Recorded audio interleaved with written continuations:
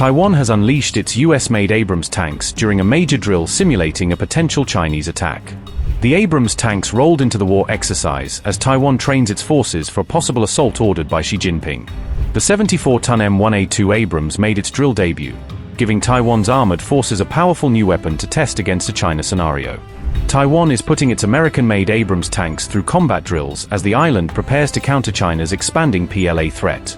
The new Abrams armor is being tested in scenarios involving airborne assaults, with Taiwan preparing for attacks from multiple directions.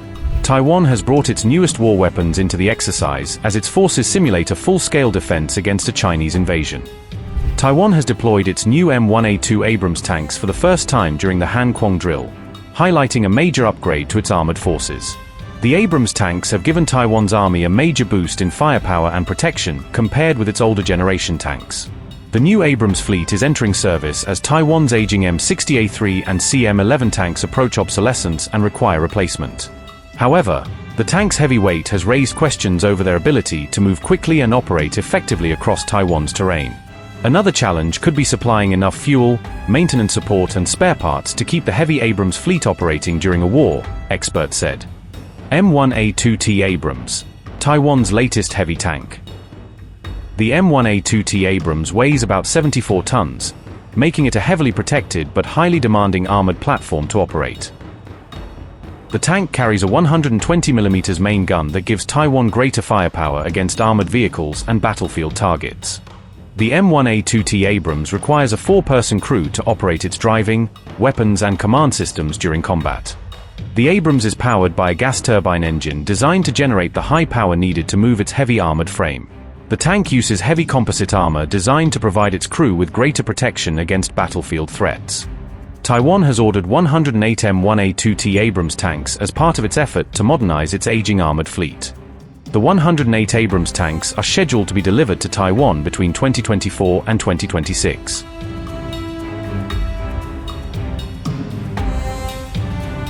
The drill simulated Chinese airborne forces attempting to seize Taoyuan International Airport, a key facility that could support an invasion. Taiwan trained to stop an invading force from capturing the airport and using its facilities as a major logistics hub. Units also practiced destroying key runway infrastructure to prevent an invading force from using the airfield after capturing it. Taoyuan could provide a critical entry point for Chinese troops, heavy equipment, and supplies during a potential invasion. The drill reflected Taiwan's concern that China could target strategically important airfields during an invasion and use them to support its forces.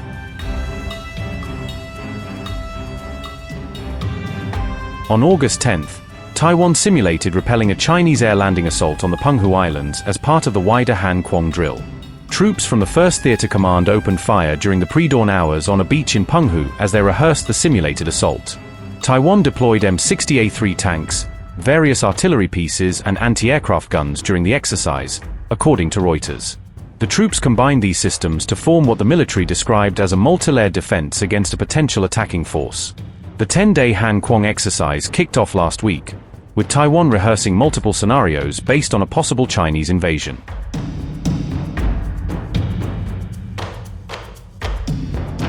Amid heightened tensions across the Pacific, a 1-minute video released by China has triggered fresh concerns over Taiwan's security. The video showed Chinese PLA combat forces demonstrating how they could rapidly storm Taiwan during a potential cross-strait conflict. The rare footage showcasing PLA combat operations was released by China Military Bugle on August 5th. Dozens of the PLA Army's amphibious armored vehicles were seen taking part in large-scale assault and landing exercises. The video featured tactical maneuvers, high-speed waterborne transit operations, and coordinated beach assault drills by Chinese forces. Chinese troops were shown storming shorelines in multiple assault waves while breaching simulated defensive obstacles along the coastline. The joint combat exercise highlighted close coordination between ground infantry units and supporting naval assets during the operation. Supporting PLA units were also deployed to simulate complex island landing operations, resembling an assault on heavily defended territory.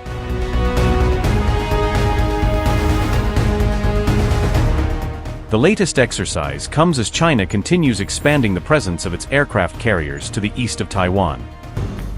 The waters surrounding the Philippines are increasingly emerging as a potential battlefield if tensions between China and Taiwan erupt into open conflict.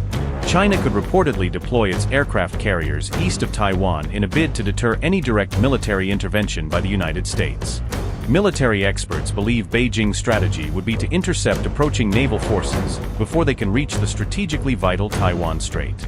According to SCMP, the Philippine Sea could become a crucial operating area for China's carrier strike groups during any future conflict. Decoding China's Philippine Sea strategy. Block U.S. reinforcement forces before they can enter the Western Pacific battlespace.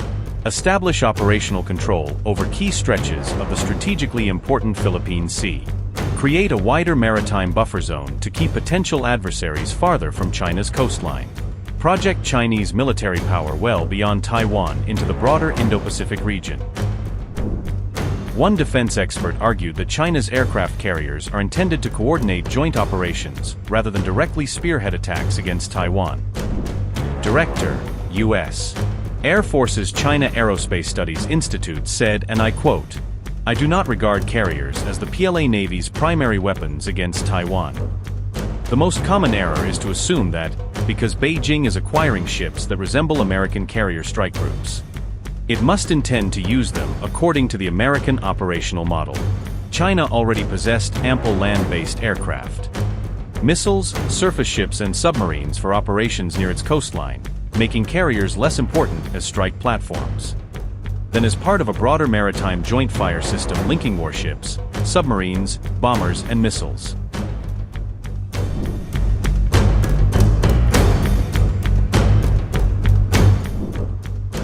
China's new Type 003 Fujian aircraft carrier is expected to significantly extend Beijing's naval reach deeper into the Pacific Ocean.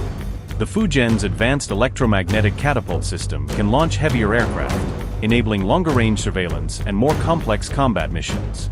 Once fully operational, China's Fujian carrier could even project sustained military presence into the Philippine Sea, according to SCMP.